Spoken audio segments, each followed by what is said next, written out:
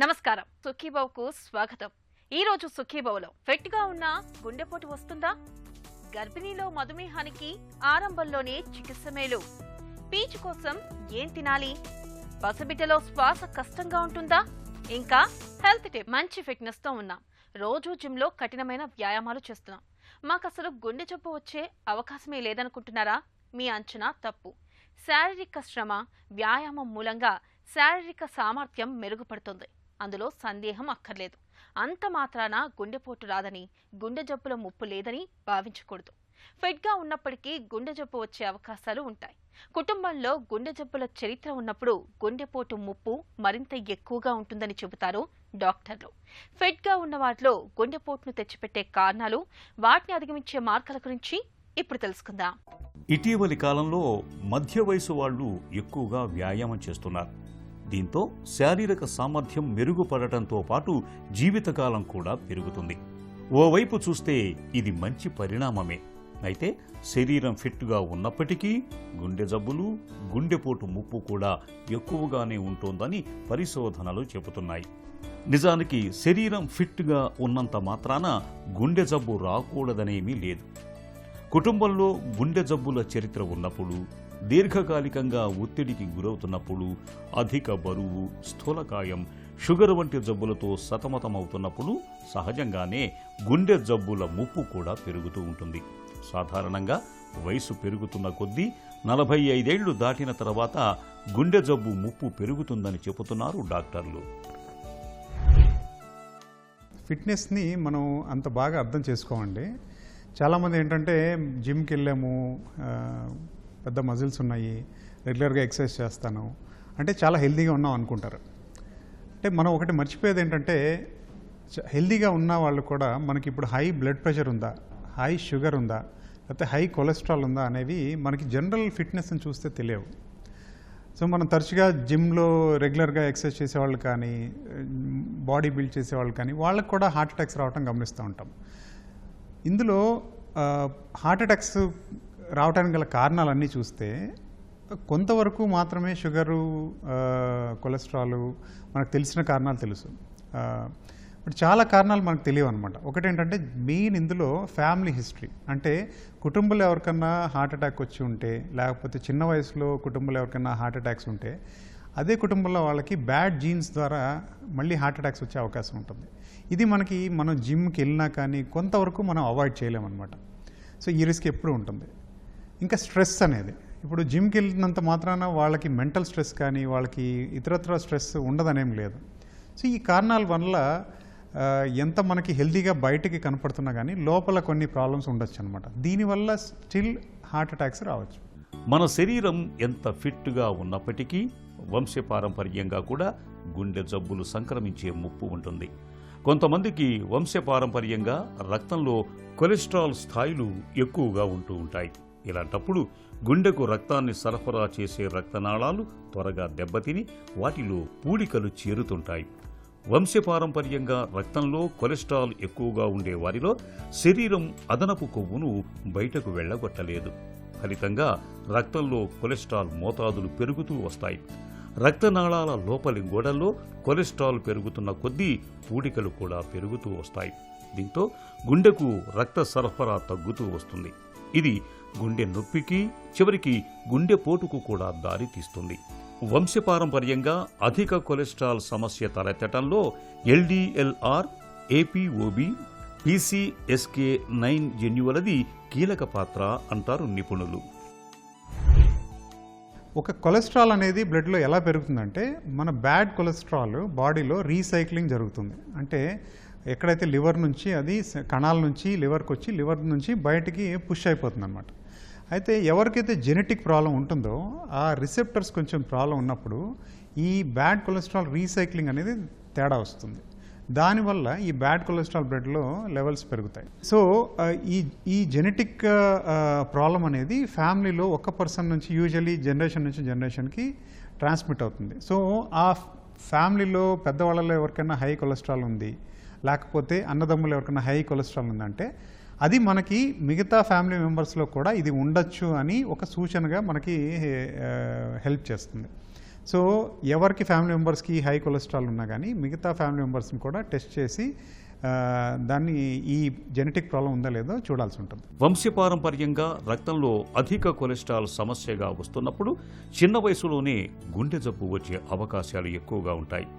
ఇలాంటప్పుడు ఆలస్యం చేయకుండా రక్తంలో అధిక కొలెస్ట్రాల్ను తగ్గించుకోవటానికి ప్రయత్నించాలి. కొలెస్ట్రాల్ను తగ్గించటానికి స్టాటిన్ రకం మందులు బాగా ఉపయోగపడతాయి. క్రమం తప్పకుండా డాక్టర్ని సంప్రదిస్తూ ఉండాలి. తరచూ లిపిడ్ ప్రొఫైల్ పరీక్షను చేయించుకుంటూ ఉండాలి. 40 ఏళ్ల పైబడిన వారు కనీసం ఏడాదికోసారైనా లిపిడ్ ప్రొఫైల్ను చేయించుకోవాలి. ఫలితాన్ని బట్టి అవసరమైతే డాక్టర్లు చికిత్సను సూచిస్తారు. కొలెస్ట్రాల్ను తగ్గించుకోవటానికి మందులతో పాటు మంచి పోషకాహారాన్ని తీసుకోవటం, నిత్యం కాసేపు వ్యాయామం చేయటము ముఖ్యమే అంటారు డాక్టర్లు. హార్ట్ అటాక్కి కారణాలన్నీ చూస్తే మనం ఎప్పుడు కాన్సన్ట్రేషన్ అంతా షుగర్ కంట్రోల్ చేసుకోవాలి, బ్లడ్ ప్రెషర్ కంట్రోల్ చేసుకోవాలి, కొలెస్ట్రాల్ కంట్రోల్ చేసుకోవాలి, మనకి స్మోకింగ్ ఆపేసేయాలి. వీటి మీద ఎక్కువ దృష్టి మనకి పెట్టాలని తెలుసు.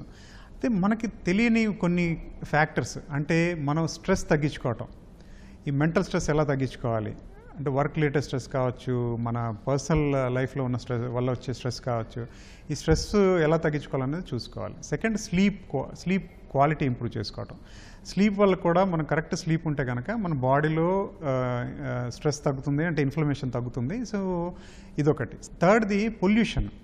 ఇది కూడా మనకి మనం నాయిస్ పొల్యూషన్ కావచ్చు, ఎయిర్ పొల్యూషన్ కావచ్చు, మన ఫుడ్లో అడల్ట్రెంట్స్ అంటాం, అంటే ఫుడ్లో ఉన్న అడల్ట్రెంట్స్ని ఇచ్చేయటం కానీ. సో వీటి మీద కూడా మనం దృష్టి పెడితే మిగతావన్నీ కంట్రోల్తో పాటు మనకు హార్ట్ అటాక్స్ నుంచి వీలైనంత వరకు మనం మనల్ని కాపాడుకోవచ్చు. వీటన్నిటితో పాటు మనకి రెగ్యులర్ స్క్రీనింగ్ టెస్ట్ అంటాం. అంటే ఏంటంటే బీపీ ఒకటి, షుగర్ ఒకటి, కొలెస్ట్రాల్ ఒకటి తరచుగా ఒక ఇంటర్వెల్లో రెగ్యులర్గా టెస్టులు చేసుకొని చూసుకుంటూ ఉండాలి. వీటిని రెగ్యులర్ స్క్రీనింగ్ టెస్ట్ అంటాం అనమాట. ఒక వయసు దాటినాక ఫ్యామిలీ హిస్టరీ, అంటే ఫ్యామిలీలో ఎవరికైనా హార్ట్ ప్రాబ్లమ్స్ ఉన్నా ఇంకొన్ని స్క్రీనింగ్ టెస్ట్ ఉంటాయి. అంటే సిటీ స్కాన్ అని ఉంటుంది, అందులో కాల్షియం డిపాజిట్స్ ఏమైనా ఉన్నాయా లేదా. సో సిటీ స్కాన్లో హై కాల్షియం స్కోర్ ఉందనుకోండి, అది కూడా మనకు కొంతవరకు హార్ట్లో ఫ్యూచర్లో ప్రాబ్లమ్స్ వస్తాయో లేదో చెప్పగలుగుతుంది. సో వీటన్నిటి ద్వారా కూడా మనం ఫ్యూచర్ హార్ట్ అటాక్స్ని కొంతవరకు ఆపవచ్చు.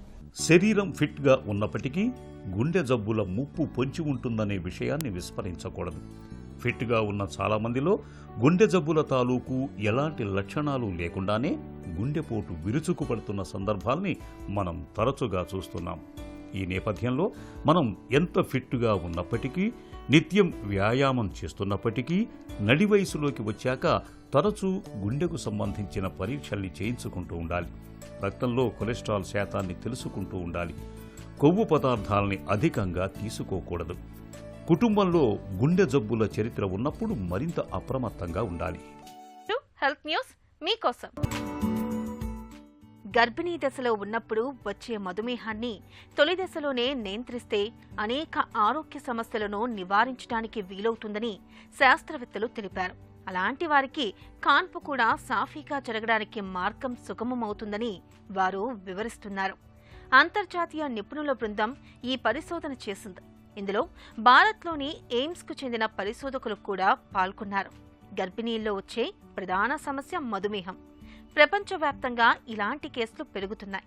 దీనికి ప్రధాన కారణం ఊబకాయమేనని శాస్త్రవేత్తలు తెలిపారు.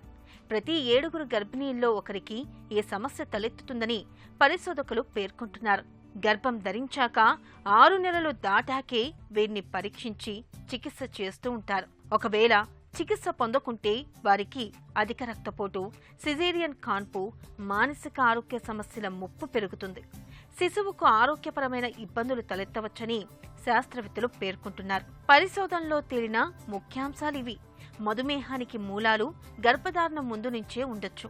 ఆ మార్పులను గర్భం ధరించిన 14 వారాల్లోగా పసిగట్టొచ్చు. మధుమేహ బాధిత గర్భిణీల్లో 30 నుంచి 70% మందికి మొదటి 20 వారాల్లోనే రక్తంలో అధిక గ్లూకోజ్ ఉంటుంది. గర్భం ధరించాక కాస్త ఆలస్యంగా ఈ రుగ్మత బారిన పడే వారితో పోలిస్తే వీరికి ఆరోగ్య సమస్యలు ఎక్కువవుతాయి. మధుమేహానికి సరైన చికిత్స పొందని మహిళలకు నెలలు నిండకుండానే కాన్పు జరిగే అవకాశం 16% ఎక్కువ. ఇలాంటి మహిళలకు భవిష్యత్తులో టైప్ 2 మధుమేహం ముప్పు సుమారు 10% దాకా పెరుగుతుంది. వారికి అధిక రక్తపోటు, ఫ్యాటీ లివర్, గుండె జబ్బు ముప్పు కూడా ఎక్కువేనని పరిశోధకులు తెలిపారు. ఆరోగ్యం బాగుండాలంటే ఆకుకూరలు తినాల్సిందే, అందులో మరో మాటకు తావులేదు. అయితే ఆకుకూరలతో పాటు రోజువారీ ఆహారంలో కొంచెం పీచు పదార్థానికి కూడా చోటివ్వాలని చెబుతారు పోషకాహార నిపుణులు. మలబద్ధకం మొదలుకుని గుండె జబ్బుల నివారణ వరకు ఎన్నో రకాల సమస్యల్ని నివారించడంలో పీచు పదార్థం మనకు ఎంతగానో సహాయపడుతుంది. ఆరోగ్యానికి ఆరో ప్రాణం లాంటి పీచు వేటిలో ఎక్కువగా ఉంటుందో, ఎలాంటి ఆహారాలను ఎక్కువగా తీసుకోవాలో ఇప్పుడు తెలుసుకుందాం. పీచ్ పదార్థం అనేది మనకు చాలా మటుకు ఫ్రూట్స్ అండ్ వెజిటబుల్స్లో ఉంటుంది. వీటితో పాటు ఈవెన్ చిరుధాన్యాలు అంటుంటాం కదా, whole grain cereals or whole gram pulses, ఇప్పుడు పొట్టుతో ఉండే పప్పులు, పెసర్లు కానివ్వండి, శనగలు, బొబ్బెర్లు, ఇలాంటి వాటిలో కూడా మనకు పీచు పదార్థం అనేది ఉంటుంది. ఈవెన్ మిల్లెట్స్లో కూడా మంచి పీచు పదార్థం అనేది ఉంటుంది. సో ఈ పీచు పదార్థం అనేది ఓన్లీ పీచు కాకుండా మనకు ఎప్పుడు కూడా ఇది వైటమిన్స్ అండ్ మినరల్స్తో ఆల్వేస్ కంబైన్డ్గా వస్తూ ఉంటుంది. సో ఈ వైటమిన్స్ అండ్ మినరల్స్ మనకు బాడీకి చాలా అవసరం కాబట్టి వైటమిన్స్ అండ్ మినరల్స్తో పాటు పీచు పదార్థం తీసుకోవడం వల్ల చాలా హెల్త్ బెనిఫిట్స్ అనేవి ఉంటాయి. సో పీచు పదార్థం తీసుకున్నప్పుడు ఎలా అంటే చాలా కేర్ఫుల్గా మనం తీసుకోవాల్సి ఉంటుంది. ఎందుకు అంటే ఎప్పుడైతే మనం ఫైబర్ కంటెంట్ అనేది ఎక్కువగా తీసుకుంటామో per 1000 carries at least 10 to 15 gram of fibre అనేది పీచు పదార్థం అనేది మనము రెగ్యులర్ బేసిస్లో తీసుకుంటూ ఉండాలి. అలా తీసుకొని వాళ్ళకి మలబద్ధకం అనేది ఎక్కువగా ఉండి దానివల్ల హెమరాయిడ్స్ ప్రాబ్లం రావడం అలాంటివి జరుగుతూ ఉంటాయి. సో ఎప్పుడైతే మనము పీచు పదార్థం అనేది ఎక్కువగా తీసుకుంటామో అప్పుడు వాటర్ కూడా ప్రాపర్గా తీసుకోవాల్సి ఉంటుంది. ఎందుకు అంటే పీచు అనేది ఒక స్పాంజ్ లాంటిది. అంటే మనము స్పాంజ్లో కనుక వాటర్ ఎంత వేసినా అది అబ్జార్బ్ చేస్తూ ఉంటుంది. ద సేమ్ టైం ఎప్పుడైతే మనం పీచు పదార్థం ఎక్కువగా తీసుకుంటామో మన బాడీలో వెళ్ళిన తర్వాత లార్జ్ ఇంటెస్టైన్లో ఎస్పెషల్లీ వాటర్ని చాలా వరకు అబ్జార్బ్ చేస్తూ ఉంటుంది. సో ఎప్పుడైతే ఫైబర్ అనేది మనం ఎక్కువ తీసుకుంటామో అలాంటప్పుడు ఈవెన్ వాటర్ కంటెంట్ కూడా చాలా ఎక్కువగా తీసుకోవాల్సి ఉంటుంది. Minimum 2.5 to maximum 3.5 or 4 litres of water కనుక తీసుకుంటే ఎలాంటి కడుపు ఉబ్బరం కానివ్వండి, ఇండైజెషన్ ప్రాబ్లం కానివ్వండి, ఇలాంటివి అవ్వకుండా ప్రాపర్గా కాన్స్టిపేషన్ ప్రాబ్లమ్ని కూడా రిలీవ్ చేసుకో. 9 మాసాల ప్రయాణం తర్వాత పసిపిట్ట క్యార్మ్ అనే ఏడుపు ఇంటిల్లపాదిని ఆనందంలో ముంచెత్తుతుంది. ఇక అమ్మ ఆనందానికైతే అవతలు ఉండవు. అయితే నెలలు నిండకుండానే కాన్పైనప్పుడు, బిడ్డ తక్కువ బరువుతో పుట్టినప్పుడు ఆ పసికందుకు మన లోకంలో అడుగడుగున సమస్యలు ఎదురవుతూ ఉంటాయి. ముఖ్యంగా ఊపిరితిత్తులు తగినంతగా అభివృద్ధి చెందకపోవడంతో బిడ్డకు తగినంత ప్రాణవాయువు అందని పరిస్థితి ఎదురవుతూ ఉంటుంది. ఇలాంటి పరిస్థితుల్లో మెదడుకు చాలినంత ఆక్సిజన్ అందక బర్త్ యాస్ఫిక్సియా అనే సమస్య తలెత్తుతూ ఉంటుంది. పసిబిడ్డ ప్రాణాలని ప్రమాదంలోకి నెట్టే బర్త్ యాస్ఫిక్సియా సమస్య గురించి పూర్తి వివరాల్ని డాక్టర్ని అడిగి ఇప్పుడు తెలుసుకుందాం. బర్త్ యాస్ఫిక్సియా అంటే ఏంటి? పసిబిడ్డలో బర్త్ యాస్ఫిక్సియా అనేది ఎందుకు వస్తుంది? బర్త్ యాస్ఫిక్సియా అంటే దాని అర్థము అప్పుడే పుట్టిన నవజాత శిశువుల్లో పుట్టినప్పుడు ఆ ఆక్సిజన్ అది సరిగా అందకపోవటము, పుట్టినప్పుడు ఆక్సిజన్ అందకపోవటము, శ్వాస తీసుకోలేకపోవటానికి కారణాలు చాలానే ఉండొచ్చు.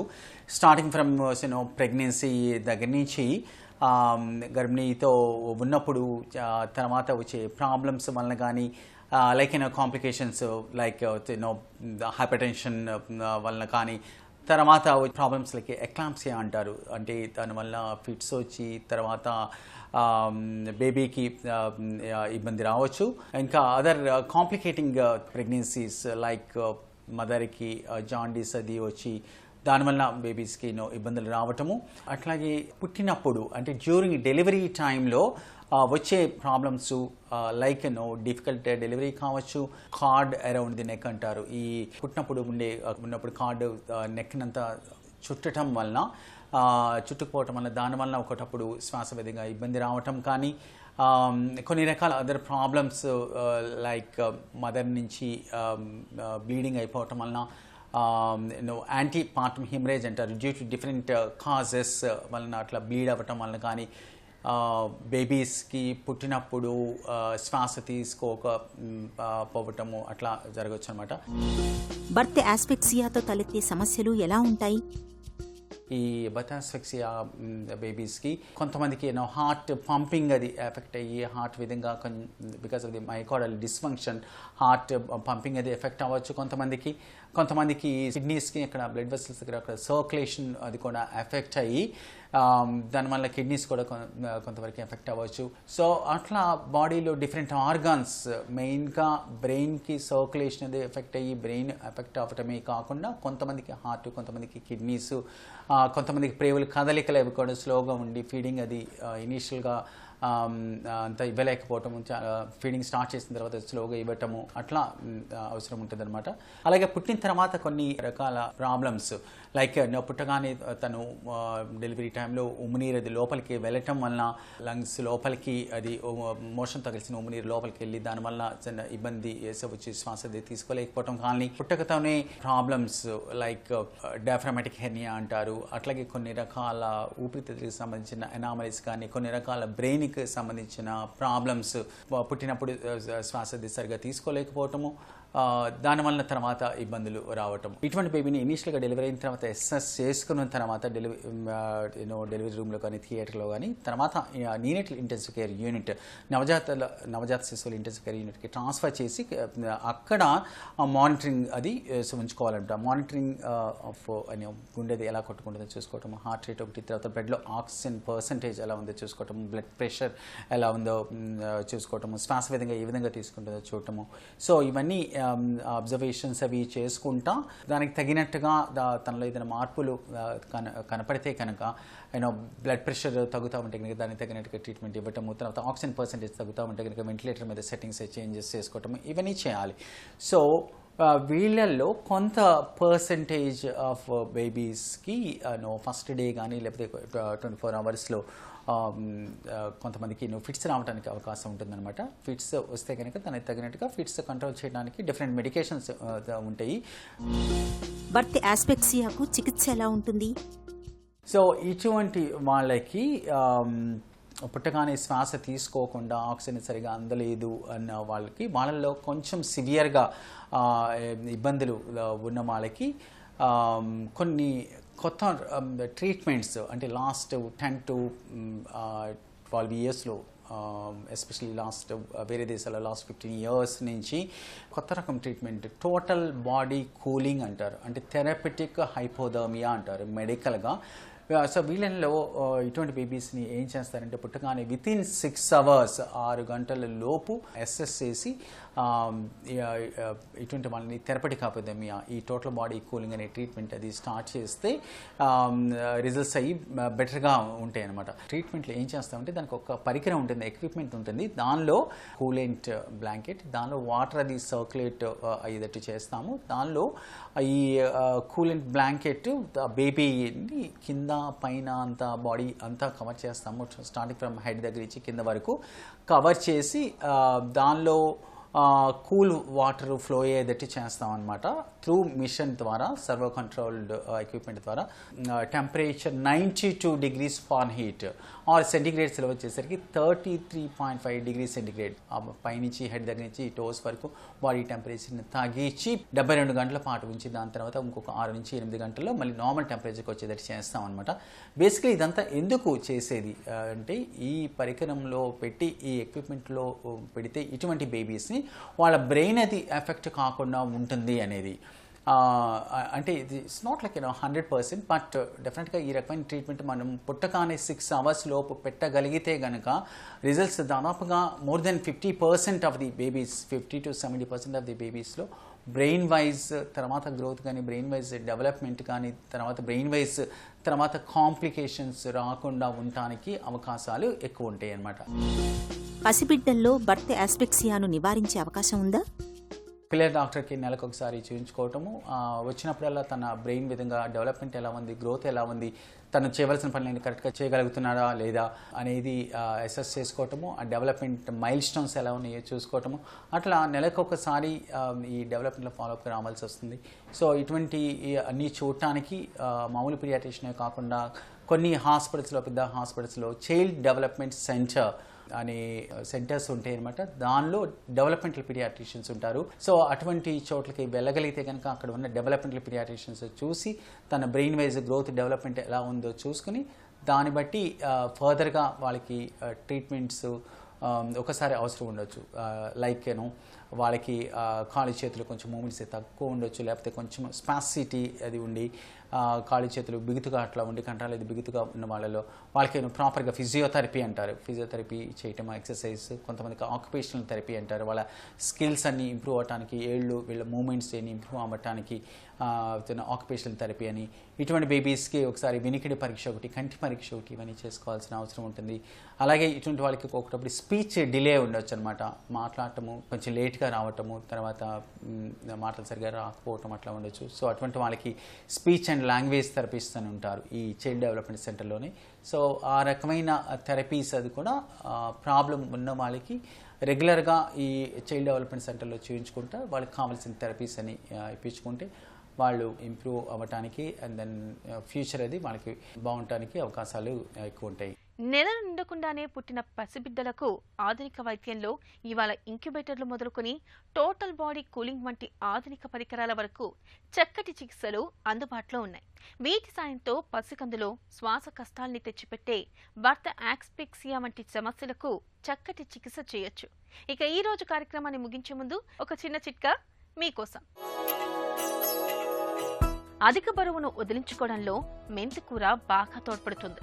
ఇందులో ఉండే పీచు ఆహారాన్ని సక్రమంగా జీర్ణం చేయడంలో ఉపకరిస్తుంది. అతిగా తినే అలవాట్లు తగ్గిస్తుంది. ఈ రెండు బరువు పెరగకుండా చేస్తాయి.